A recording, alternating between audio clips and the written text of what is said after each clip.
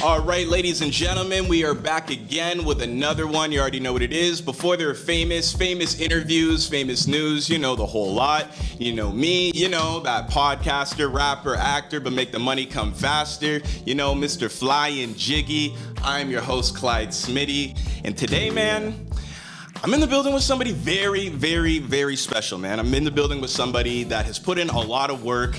Has been putting in a lot of work for a long time. He's been making a lot of waves, no pun intended for that. He also probably puts up numbers that probably your favorite rapper's favorite rapper would be happy to put up those numbers. So without further ado, PSL Wave is in the building. Hey, man. Nice to see you, man. Thanks for having me, man. Appreciate being here. Of course, man. It's crazy day being here too, because we're filming this in the great city of Toronto. Best city in the world.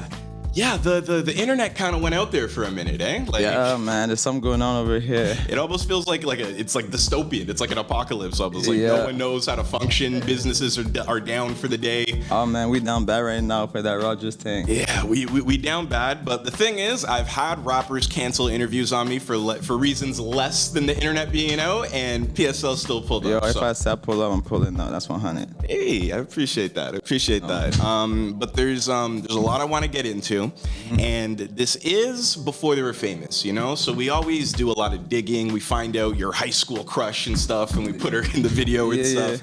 And I've done my research about you. You've got like a very, very interesting story. Obviously, with your music, you've put out a lot of projects. But I want to kind of know, leading up to that point, before that, what was your life like before, music was kind of your main thing and you were doing your thing with that? Okay, so past 5 years has been where most things been happening and stuff.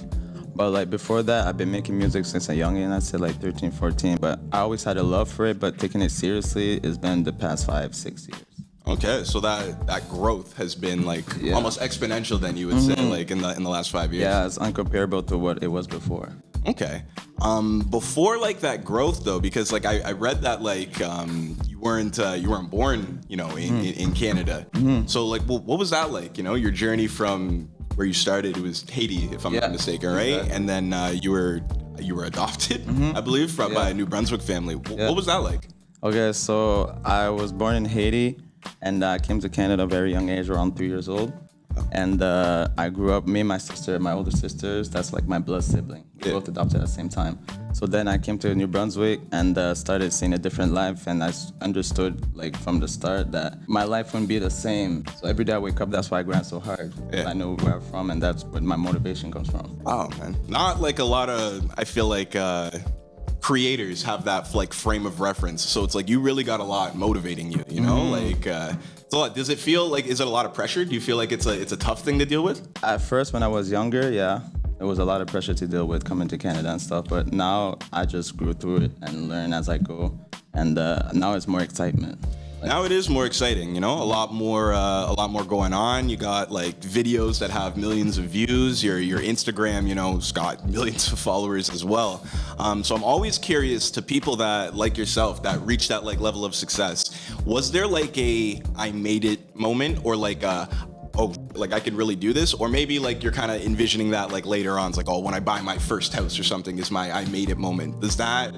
How does that land for you? The I made it moment is there's a big goal, there's a bigger picture and a smaller picture. So the bigger picture, I don't feel like I've got there yet. Okay. But in the steps, I'd say is that people's reaction to the music. I don't do a lot of shows, but the shows I've done has been pretty big, I've done stadiums and stuff. So when I see the people's reaction to the music, and then even online, everywhere, there's the reaction that really gives me the I made it. So you've done stadiums and stuff.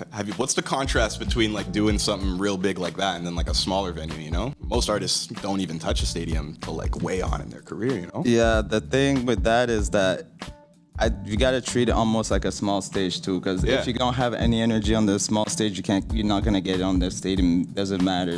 You have to really come with the same energy, and then you can kill it on any level. Okay.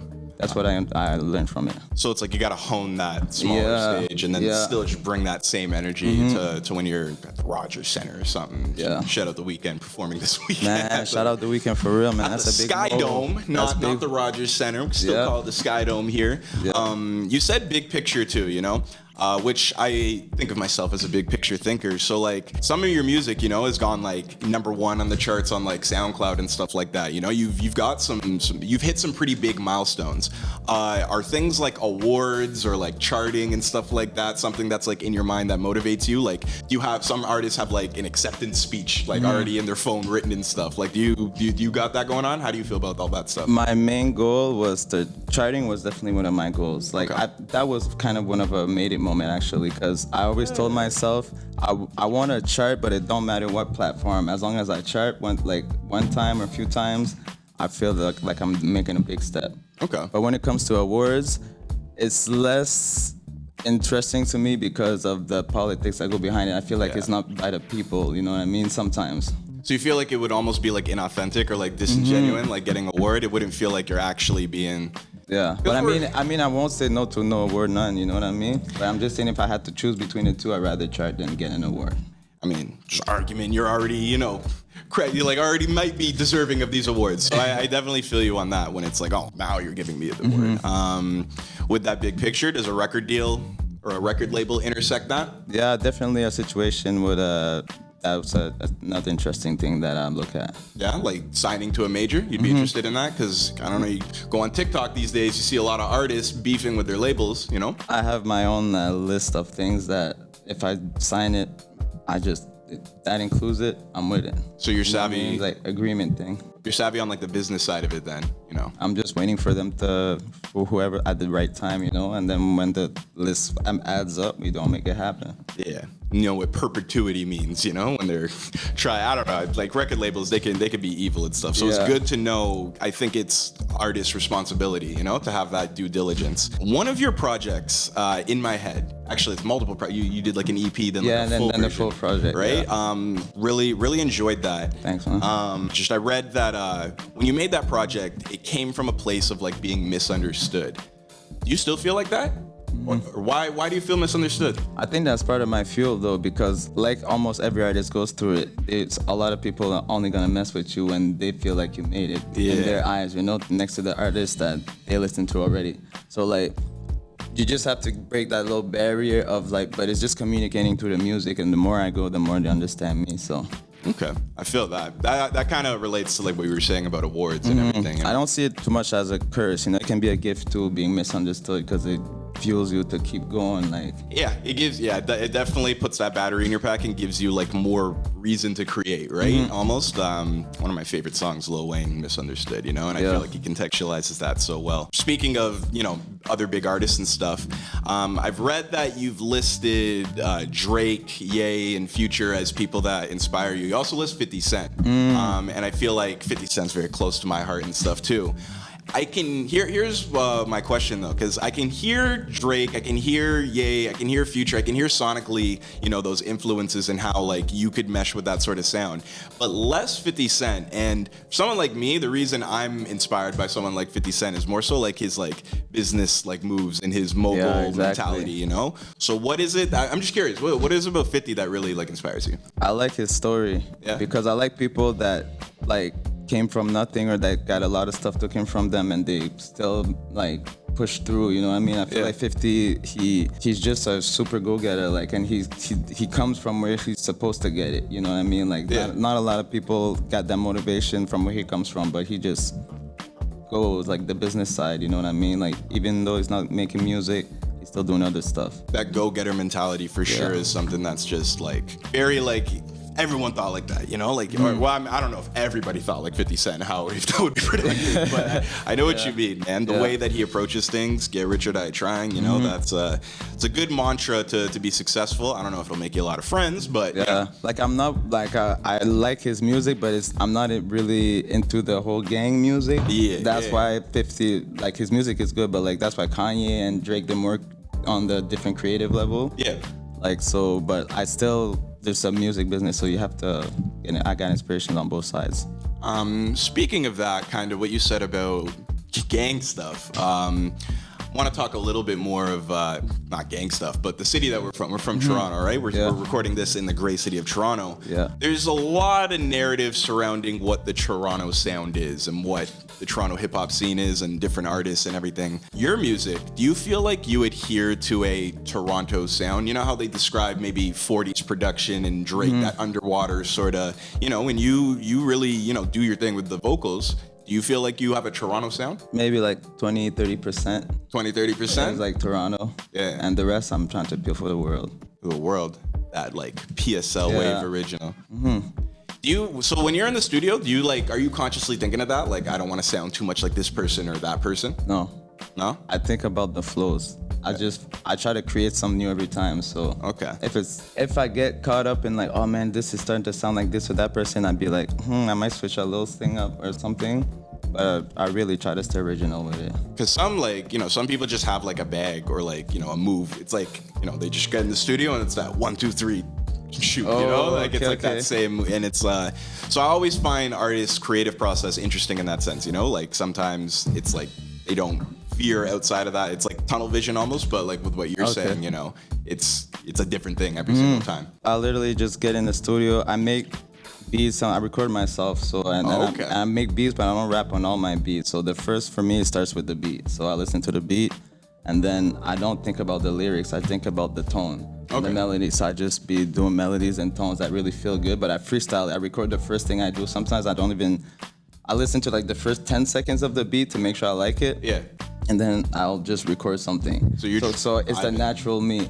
And then from there I can build my song through the tones. I think that it always feels good, you know. That process is I think something more artists are adopting more of, because I feel like everyone's in the vibes now. Everything is the vibe, you know. It's different as opposed to getting an instrumental and then writing your rap in your room and then going to the studio and laying it down, you know. And I think that's something that's present in your music. You can definitely hear that, like, you're not just kind of going with the flow here. Like, you're really like vibing, you know. It speaks to you. I can hear that. It would be too hard for me to just wait and write and then wait to book the studio, like hit it up. I would have lost my idea, lost the energy of the song that I was doing. I'd rather do it right on the spot. And you do it yourself. You don't have to wait for you know, someone to be tracking you and recording you too, right?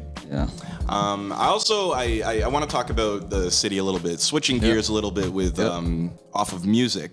I always wonder how to bring this topic up when I have artists in here, you know? And I went researching. I told you about something on Twitter that, you know, I think is just exclusive to the Toronto world. But something I want to bring up. While I was doing that digging, I found a tweet. And it wasn't, you know, didn't get 1 million likes or something. But this tweet said, been in Toronto for give or take 20 minutes now, and I've seen more fine women than I have in my entire life in Edmonton. Sounds like this dude's from Edmonton, made a trip to Toronto, and saw more beautiful women his entire life. Now, you're also from, you've lived in Edmonton too, right? Like I've had this, like I've been in Toronto, like I'm from here type thing, but like I've started going to Edmonton just over like something other than music stuff, and I started recording there, built a studio, and I dabbled back and forth, you know. Okay.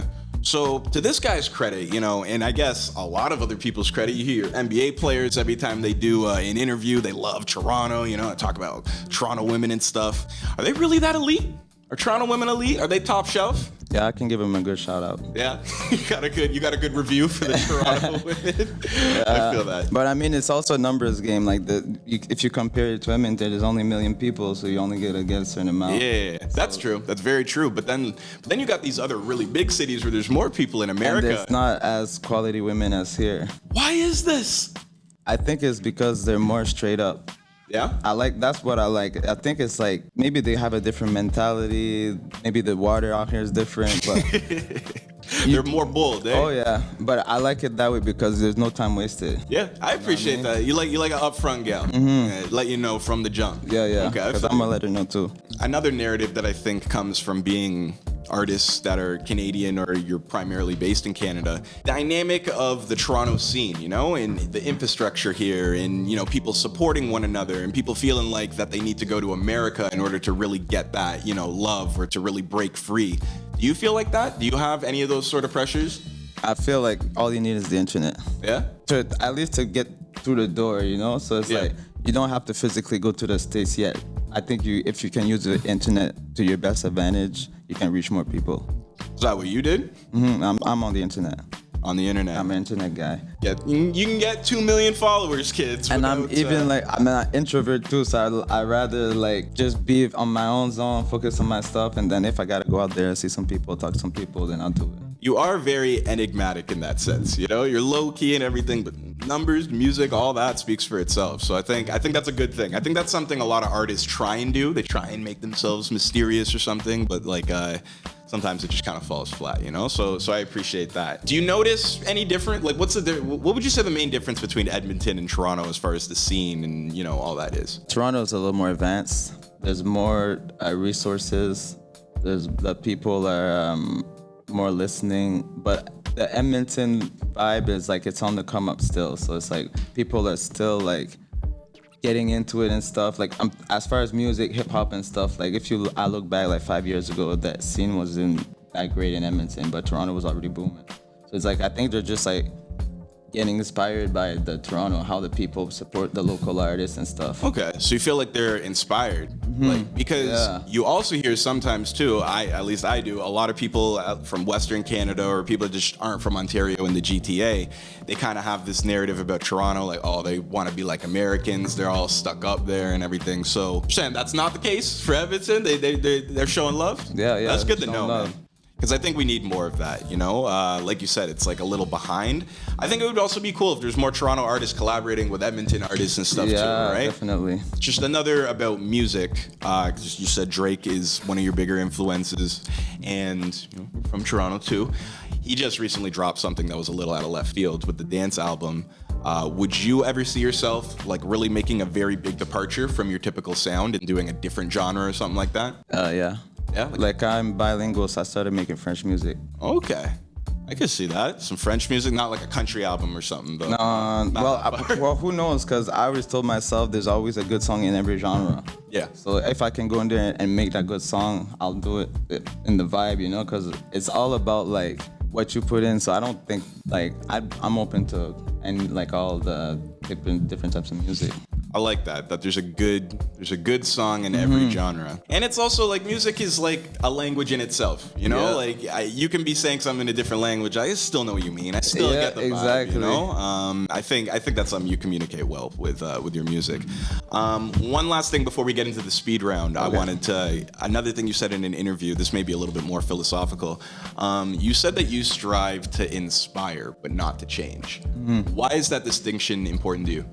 Because I feel like someone that gets inspired can make the changes they want in their life. So I shouldn't be the one that makes you change. It should just inspire you to evolve or to do what you want to do. But I don't want to change you. You're supposed to change yourself. Yeah. But other things should inspire you to do it. Like the inspiration is like the road to change, or the road to like adaptation. It's like the point B. You can't get you need to know point A before you get there. Yeah. I feel that, all right? Thank you. That was very philosophical. Kids, you gotta be inspired before you can change. Yeah. I really fuck with that sentiment. I really mess with that sentiment. And before you get out of here, I'm gonna do this speed round. I gave you a second to prep and everything. You know, we talked about the Toronto women, so maybe they're on your mind. You're ready, got your answers going. Yeah. You ready for the speed round? Yep.